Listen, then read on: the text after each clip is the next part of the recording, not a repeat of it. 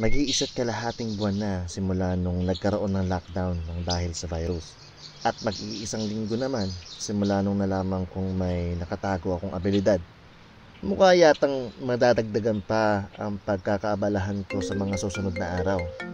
Nakatanggap ako ng hindi inaasahang tawag mula sa aking pinsan. Isang masamang balita.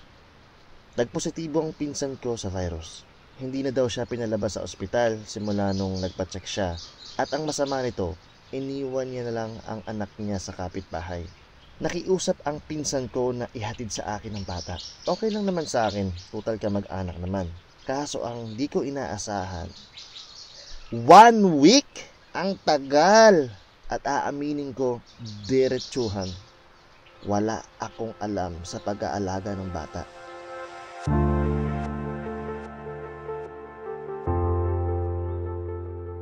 Patuloy ko pinag-aralan ang paggamit ng powers ko. Research sa Google, research sa YouTube.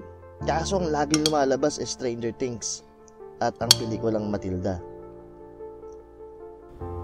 Nakapagtataka dahil kung anumang rason, hindi ko mapagana ang powers ko sa labas ng bahay. Parang sumasabay din sa lockdown.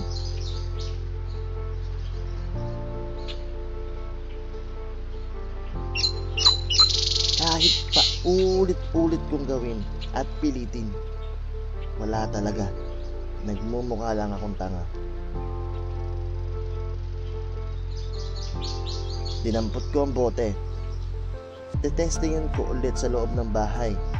At doon lang siya gumagana. Sabi nga nila with great power comes with great responsibility. Ano na ngayon? Ibig sabihin ba nila irresponsibility lang sa bahay?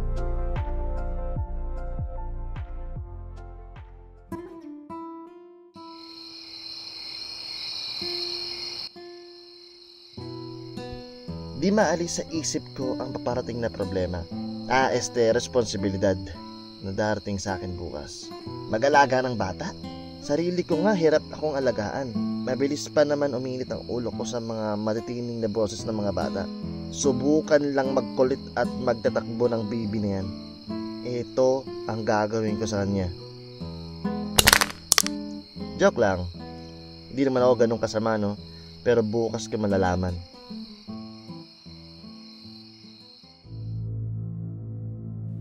Maaga ako gumising at nagmasid. Tingin-tingin sa mga kapitbahay. Baka kasi may nakakapansin na sa pinaggagawa ko dito. Sabay, ensayo ulit.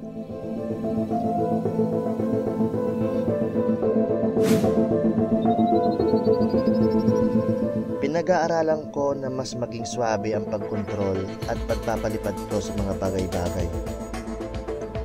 Sinasanay ko na mas matagal ko silang napapalutang.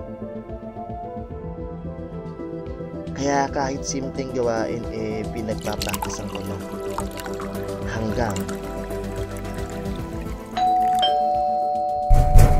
nandito na si Bibi. Di ko lang pinapahalata sa taong naghatid kay Bibi na kinakabahan ako. Kunyari, magaling ako sa bata.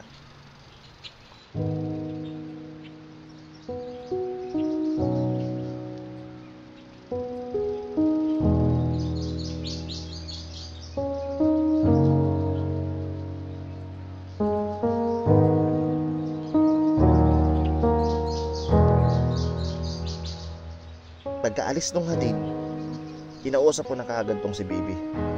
Pinaalalahanan ko ng kung ano-ano at anong bawal. Ngunit di siya sumagot. Hindi man lang tumango. Ningitian niya lang ako.